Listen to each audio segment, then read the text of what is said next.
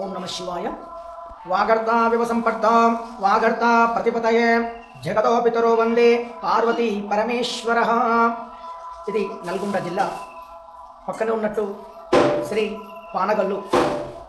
నల్గొండ నుంచి పానగల్లుకి 1 కిలోమీటర్ మాత్రమే ఉంటుందండి. ఈ ఛాయా సోమేశ్వర స్వామి దేవస్థానం చాలా ప్రాచీన దేవస్థానం అండి. ఈ టెంపుల్ వచ్చేసి 1050 సంవత్సరాలు 11-12వ శతాబ్దం నాటిది. కాకతీయ వాళ్ళ సామంతులు కుందూరు చోళులు ఈ గుడి నిర్మాణం చేయడం జరిగినది.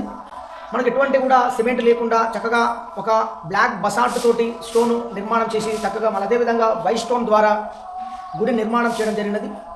మనకు వర్షం వస్తున్నా సరే ఈ టెంపుల్ మాట ఎటువంటి కూడా కొంచెం అటు లెఫ్ట్ రైట్ పక్కనే కొంచెం కురవడం జరుగుతుంది, కానీ ఎటువంటి వర్షం వచ్చినా కూడా ఇటువంటి కూడా కురవదండి. ఇక్కడ ఈ మాన్మెంట్ వచ్చేసి ఎండోమెంట్ మాన్మెంట్, ఆర్కియాలజీ మాన్మెంట్ ఒక ట్రస్ట్ ద్వారా ఈ దేవాలయం అభివృద్ధి అవ్వడం కూడా జరుగుతుంది.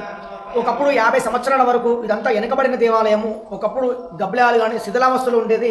2016లో కొన్ని నిధుల ద్వారా ఈ దేవాలయం చక్కగా అభివృద్ధి చేయడం జరిగింది. కృష్ణ పుష్కరాల సందర్భంగా వచ్చేసి ఇక్కడ ఈ గుడి ఇస్తే ఏంటంటే ఇక్కడ 3 గర్భగుడులు ఉంటాయండి. ప్రధాన గర్భాలయము ఛాయా సోమేశ్వర స్వామి, ఇక్కడ విష్ణుమూర్తి, తూర్పు గర్భగుడి సూర్య భగవానుడు, ఇక్కడ బయటలో ఉన్నట్టు 6 ఉపాలయాలు ఉంటాయండి.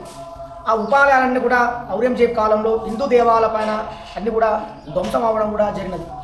ఇప్పుడు దాంట్లో విగ్రహాలు స్థాపన చేయడానికి 2010లో తమిళనాడులో మహాబలిపురంలో విగ్రహాలన్నీ తీసుకురావడం జరిగినది. ఈ మాన్మెంట్ హెరిటేజ్ సంబంధించిన ఆర్కియాలజీ మాన్మెంట్ వాటి దీనికి చరిత్ర పోవద్దు, కొత్త విగ్రహాలు స్థాపన చేయకూడదు అని వాళ్ళు చెప్పడం జరిగినది. ఈ టెంపుల్ ఎలా ఉందో న్యాచురల్గా అలానే ఉంచాలి, కొత్త కన్స్ట్రక్షన్ చేయకూడదని, కొత్త విగ్రహాలు కానీ ధ్వజస్తంభం పెట్టడానికి కూడా అనుమతి ఇవ్వట్లేదు. కొన్ని విగ్రహాలన్నీ చేయించాం, అవన్నీ కూడా భద్రపరచడం కూడా జరిగింది. ఇక్కడ ప్రధాన గర్భాలయము ఛాయా సోమేశ్వర స్వామి అండి. ఈ మండపంలో వచ్చేసి మనకు 18 స్తంభాలు ఉంటాయండి. మనకు స్వామివారికి ఎదురుగా 8 స్తంభాలు ఉంటాయి. ఈ స్తంభాల నీడ ఒక శివుడి పైన ఒక స్తంభం ఆకారంలో నీడ కనబడుతుంటుంది.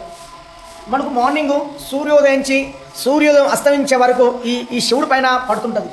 మనకు వాతావరణం ఏ రకంగా ఉన్నా సరే, ఒక మబ్బు కానీ వర్షం కానీ, మనకు సూర్యోదయము మారుతున్నా సరే, సూర్యోదయము ఉత్తరాయణంలో దక్షిణాలు ఉన్నా సరే ఈ ఛాయ మాత్రం ప్రతిరోజు కూడా కనబడడం కూడా జరుగుతుంటుంది. ఈ ఛాయ ఎలా వస్తుంది ఏంటన్నది కూడా చాలామంది అంతు చిక్కని రహస్యం, ఒక దేవరహస్యం. మనకు మీరు ఒక స్తంభం అనుకున్నప్పుడు మీ నీడ అక్కడ పడాలి. మీరు ఏ స్తంభం మీద చేయబెట్టినా సరే నీ నీడ మాత్రం అక్కడ పడదు. మనకు సూర్యుడు ఉదయిస్తున్నప్పుడేమో మార్నింగ్ సూర్యకిరణాలు పడతాయండి. ఇది తూర్పు గర్భగుడి. సూర్యుడు ఉదయిస్తున్నప్పుడు పడమర గర్భగుడిలో మార్నింగ్ సూర్యకిరణాలు పడతాయండి. ఇది పడమర. సూర్యుడు అస్తమించిన తర్వాతకి ఇది తూర్పు గర్భగుడి. సూర్యభగవానుడు సాయంత్రం 5:40కి 5:30కి ప్రాంగణంలో సూర్యకిరణాలు పడడం కూడా జరుగుతుంటుంది. అయితే మనకు ప్రతిరోజు కూడా ఆ ఛాయ